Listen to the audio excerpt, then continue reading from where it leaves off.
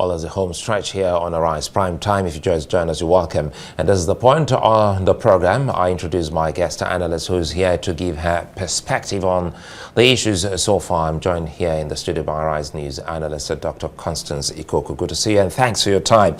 Well, listening to the World Bank country director and Dr. Nachi, it paints a very gloomy and, worrying picture. Nachi, the World Bank director. Looking at the World Bank yes. director. And of course, Dr. Nachi, when he said, he also said that he spoke about institutions. So we closed on national planning.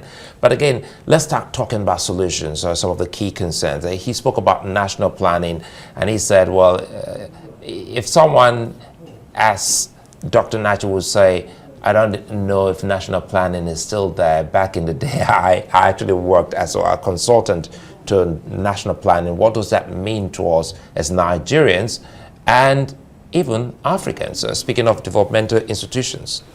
There are different ways that this conversation could go. It's a complex issue. The economy, politics, and then the impact on Nigerians or Africans in general. The starting point is that for me today, when you look at the past couple of years, there seems to have been a systematic impoverishment of the people. You don't even need a report, World Bank or whatever institution to know that. We're living the reality of it. Today, for instance, you go to the market, a pack of what used to be plantain chips, maybe 250, now it's 500. Petrol from 300 to over 500. Hailing taxis, if you used to pay 1.5, now it's about 4,500, 5,000, depending on the time of the day. So it's there for us to see. We do know that people will fall into poverty. Then the question is, what is the government doing about it? And what's our relation with these so-called development institutions? On the one hand, a lot of people will say, yes, take what you can from development institutions like the World Bank, the IMF, whatever they have to offer, and the ones that are useful to you. On the other hand, some would say, hey, be careful, because more than 40 years of development relationship with these institutions hasn't really benefited Africa. We haven't developed in the way that we wish or wished, depending on what the definition of development is. So I take us to something like a very interesting good book. Everyone should read it. Dambisa Moyo's Dead Aid.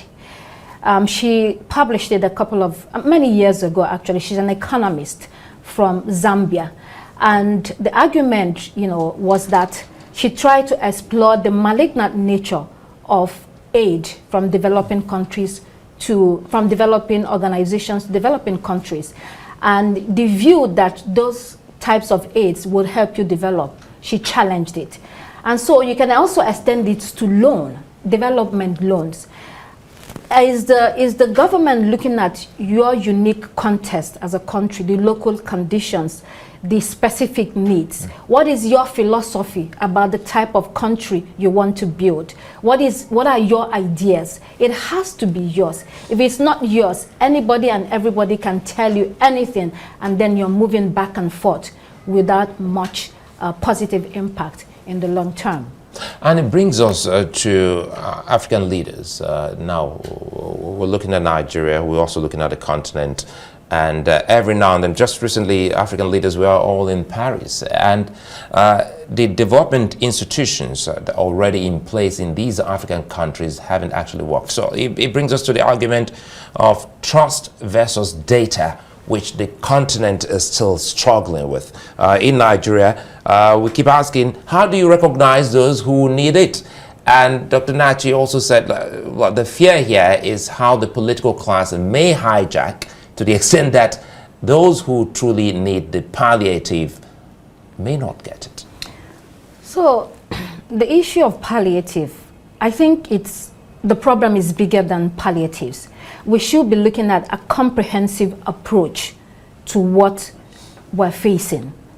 And that comprehensive approach should also be done in such a way that it's a long-term, well, there will be short-term and long-term. So for instance, you can start with good governance. very critical. You have to have the culture of transparency, of accountability, of productivity. Dr. Naji alluded to that when he talked about the register, how you come up with the register. And then you go to infrastructure. You need to have electricity. All these things we're talking about, you don't have electricity to power your country. What are you saying? What are you doing? Electricity, infrastructure, all these things improve living conditions and spur economic activities. And you need those economic activities, and then you go to sustainable development. So if you have this infrastructure, it will then encourage investment in industries, investment in innovation, and then it will create jobs. And then you go to education. You need the skills for this industry. So you need quality education, you need vocational training and education for your people. And then you go to health. You need a healthy population. I was talking to someone. I went for a TEDx event, and there was an expert. She was with the Bureau of Statistics. And she said, she gave me a shocking information. 40% of Nigerian children are stunted. Do you know what that means? It means that the cognitive abilities do not develop at all. That is catastrophic.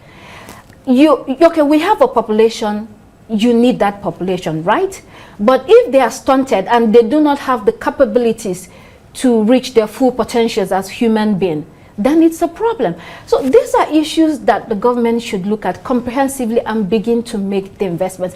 It's not enough to just increase tax. Yes, you have to widen the tax bracket, but there's much more work to be done other than that. You spoke of vocational training, and it reminds us of the continent when it had the apprenticeship system. Specifically then, it was big in the east of Nigeria and so many other places.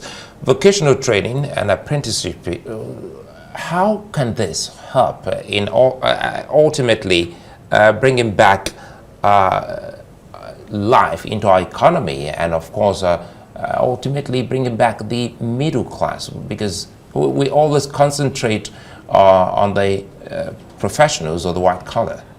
Yeah, so there are different levels of government in Nigeria, right? There is the responsibility of the federal government, there is also the state government and the local government. It's so complex that sometimes when you're working at the federal level, what is happening at the state level is not what it should be, so the impact is not felt. There should be a sort of synergy.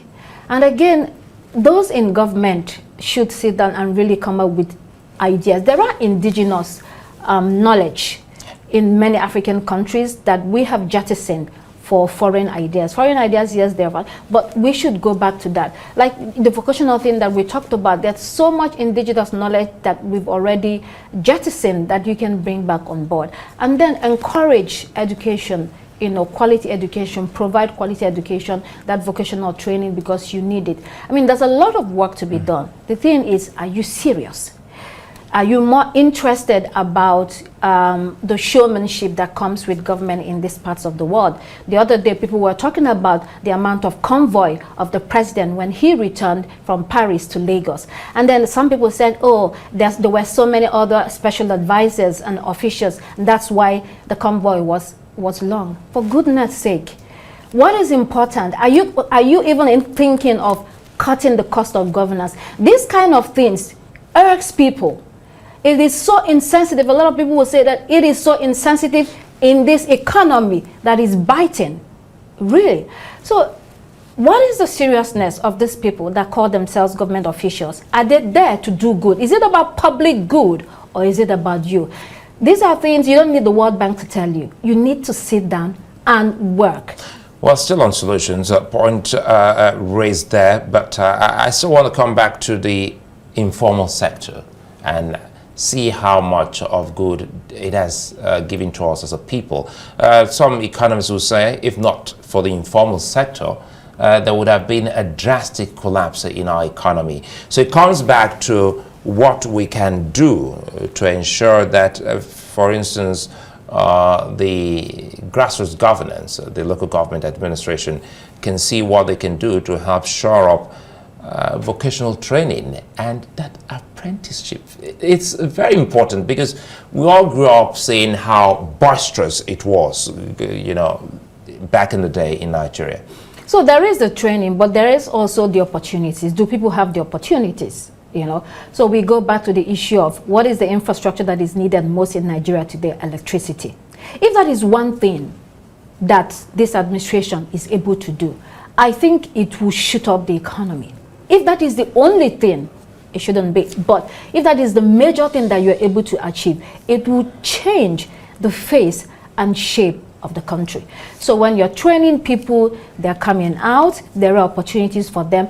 And then the people that have the money, the local investors, because we shouldn't focus only on foreign direct investment. The local investors who have the money can put in their money into building industries, in the environments, in the local areas, not only in the cities. You also need them in the rural areas. You need those industries. I traveled to the East recently, and what I saw was mostly just pure buying and selling. There's no economy. It's mostly buying and selling. So if you're not selling something, how do you survive? You need the industries. So it's a wholesome, we need a wholesome rethink of what we want as a society and where we want to go. Are we copying and pasting America? Are we copying and pasting Europe? Is that what we want? I think, Dr. Ikokwu, you're back to production. That's the whole essence, because you notice this because back in the day in Nigeria and even the Southeast, they were big in production. So what else can the government do to ensure that this is reignited?